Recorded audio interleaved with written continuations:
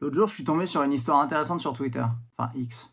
Un mec qui s'appelle Steven Kravota qui raconte son histoire à propos de l'app Wordle. Wordle, c'est un jeu où vous devez deviner des mots avec des indices. C'est assez bien fait, c'est assez simple à utiliser. Ça a été téléchargé des millions de fois, ça a ramené des centaines de milliers d'euros, à minima. Mais son histoire est assez intéressante. En gros, en 2016, donc ce fameux Steven, il a 17 ans. Il a créé une app mobile donc, qui s'appelle Wordle et qui a été téléchargée déjà à l'époque 100 000 fois. Ce qui est probablement pas mal quand même. Mais ça suffisait pas et pour des raisons que je n'ai pas forcément, il a décidé d'arrêter le projet. En 2021, il y a un autre dev qui a sorti une web app, un jeu sur le web, et qui l'a appelé Wordle également. Mais là par contre, cette web app, elle est devenue virale. Ils se sont mis à chercher Wordle sur internet, qui sont tombés sur la web app, mais qui sont également tombés sur l'App Store, sur l'app de Steven. Du coup, cette copie web a aidé à faire devenir également virale l'app du mec. Ce qui est marrant, c'est qu'à ce moment-là, il y a plein d'autres développeurs qui ont essayé de copier cette app et qui l'ont publiée sur l'App Store. Et Apple a fait un gros nettoyage, mais ils ont gardé